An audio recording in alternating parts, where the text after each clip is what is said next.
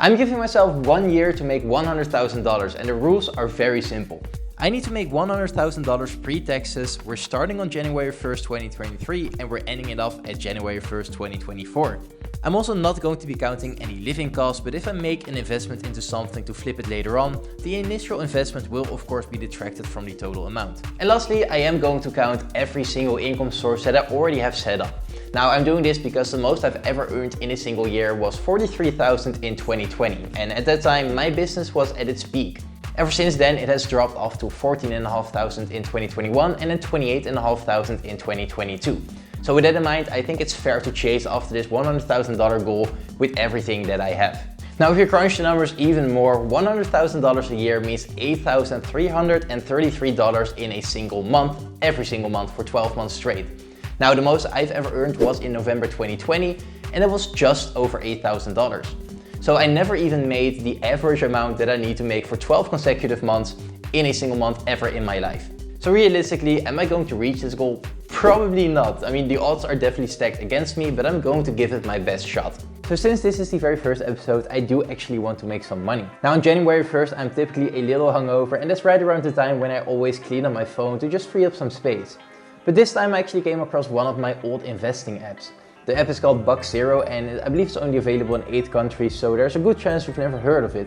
But this app ran one of the promotions that makes apps such as Webull so popular. And with that I mean when you refer someone you would receive a free stock, or in other words you would get free money. Now of course when I was just starting out with investing I did not want to pass up on some free money, so I referred some friends and my brother and I actually earned some free stocks. However, since then I just completely stopped using this account. I'm investing with another broker and yeah, I just completely forgot that this account was still around. However, I never really cleared the account either, so there should still be some stocks on there and I'm really excited to see how much money is actually on the account.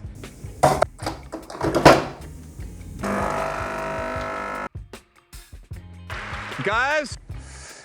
Yeah, that is a lot less than I expected. Let's actually see what's on the account. So I only have 2 stocks it seems, Carnival and Dropbox. Let's just see. Okay, wow, yeah, Carnival is minus 43%, Dropbox plus 7%. I mean, it's something. 43 euros, I believe, is like 45-ish dollars. I mean, I was expecting a little bit more, but I cannot complain. I think I'm just going to sell both of these off. Let's just see if I can do this right now. So I just want to get rid of these, so I'm just placing a market order. Let's just sell Carnival real quick. There we go, Carnival is gone. And then let's just quickly just sell off Dropbox as well. So we're going to sell, and then we're selling one as well. There we go. So we now got rid of the stocks. I think I'm just going to take this money and transfer it over to my actual brokerage. And then I'm just going to reinvest it right back into some stocks that I actually want. So the income from the leftover stock account was a little bit disappointing to say the least. So I thought, why not try to make a little bit more money in this episode? Now I think the best way to go about it is to just look around and list some stuff online. Now I got these 2 smartwatches that I honestly never really use, so I thought I might as well just list them online and see what I can get for them. Now here in the Netherlands we typically use a website called Marktplaats, and Marktplaats is literally the word marketplace but then translated in Dutch. Now this is the industry leader here. We use eBay or Facebook Marketplace, but Marktplaats is really the way to go for most people. Now I am thinking of just listing these on both eBay and Marktplaats just so I can see who's bidding the most, because here in the Netherlands when you sell something secondhand, it really goes for a secondhand price. We Dutchies, we are cheapskates. It's just as simple as that. We are one of the few countries where people tend to brag about spending less on a product that should have cost more. So I started by taking some nice pictures of these smartwatches. And while doing so, I found these 2 pairs of jogging earbuds as well as some other earbuds, and I figured I might as well just list these as well. I'm listing the 2 pairs of earbuds for 30 euros and funnily enough they just sold the very same day for 20 euros. I also listed the smartwatches, one for 35 euros and one for 50 euros. One marketing angle I'm using is to include a screenshot of the price when you buy the watch brand new, and I'm hoping that people are now willing to bid a little bit higher. However, when I was listing the second smartwatch, I ran into an annoying issue. For whatever reason, Marktplaats only allows you to list one smartwatch at a time. But since I don't want to wait for the first one to sell before I can list the second one, I just listed the second one as a regular watch. I guess I'll just relist it when the first one sells, or maybe this one will sell just fine. And as I said, here in the Netherlands, second-hand listings really go for second-hand prices. So despite me putting up a price of 35 euros and 50 euros, I'm also allowing people to bid from 20 euros. So now that everything is listed online, it's just a matter of waiting and seeing what's going to sell.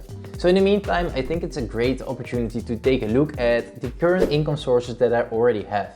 And these income sources really tie back to what this channel has been about for the last 2 years, and that is blogging. Now I started blogging back in 2018 and I saw some pretty good success, but lately things haven't been going too well for me, which is why I'm trying to branch out. Now for those of you that don't know how websites actually earn money, it is a really simple process and it's very similar to how you earn money with YouTube.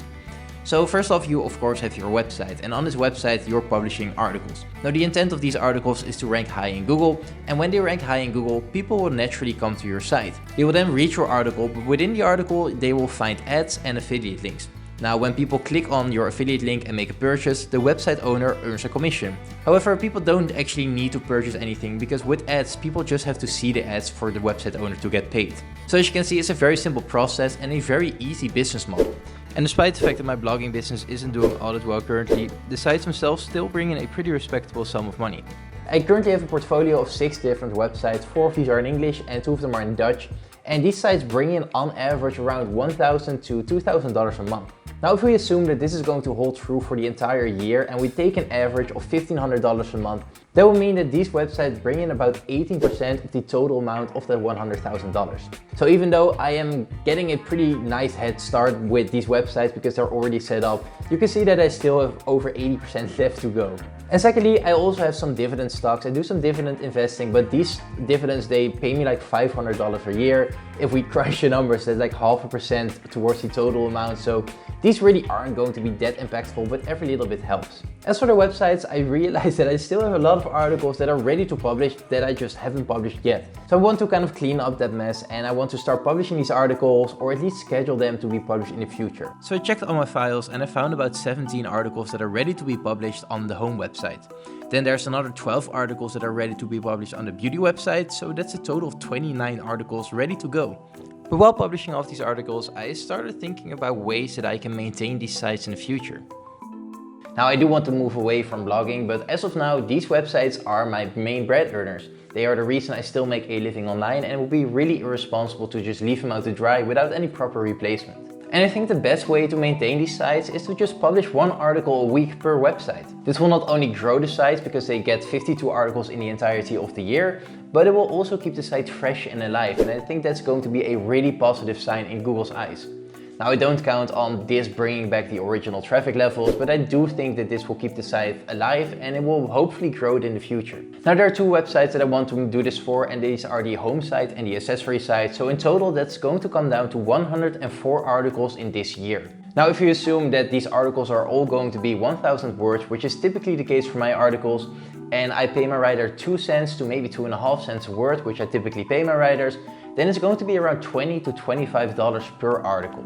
Now if we times that by 104, we come down to a range of around $2,100 to $2,600. Now this may sound like a lot, but it's honestly like $200 a month, and that's going to cover both of the websites, so it's a relatively minor investment. I also still have a lot of orders outstanding because this was my primary business for the better part of 4 years, so I'm going to outsource even less. So I think realistically this is going to cost me like $170, $180 a month, and that's going to cover both of my sites. And just to get into the economics of things, these sites both earn more than $200 a month, so they're comfortably covering these costs. Now, even though I do have my plan, I am going to take this very slowly.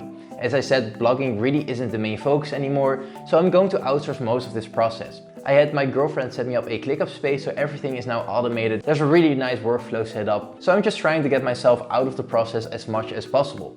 Now, if you're interested in getting such a ClickUp workflow, my girlfriend is offering this as a gig on Fiverr, so definitely make sure to check it out. This is not sponsored or anything, I just want to support her. But I think this ClickUp space is going to make it so easy to just manage everything. So I'm going to get into contact with my writer, explain the new plan, and then I'm just going to make sure that in ClickUp there's always going to be a title for the week, and then she can just assign it to herself, write it when she has the time, and then I can publish it for that week. And it all really comes down to one thing, and that is if you have a good system in place, there really isn't much to worry about. So we ended up not making all that much money today, but making money really wasn't the main goal. This video mainly served as an introduction because I'm really looking forward to try to get into new businesses. However, I did make some money, and I think it's best to just be smart and reinvest it back into some stocks. So here we are in my actual brokerage account. As you can see, there's a little over 12,000 euros.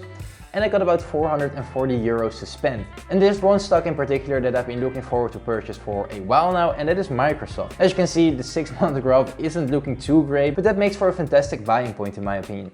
So I'm just going to click buy, and then it's currently at 200. I'll just put the price at 229. I'm going for 2 pieces. We're going to place the order, and we're just going to confirm. And there we go, it immediately went through, so we are now the proud owner of 2 Microsoft stocks. So the average buying price that we ended up at was $228.48, which I think is a great entry level for Microsoft. So we ended this episode off with $70 of earnings, which makes for a grand total of 0.07% of the way there.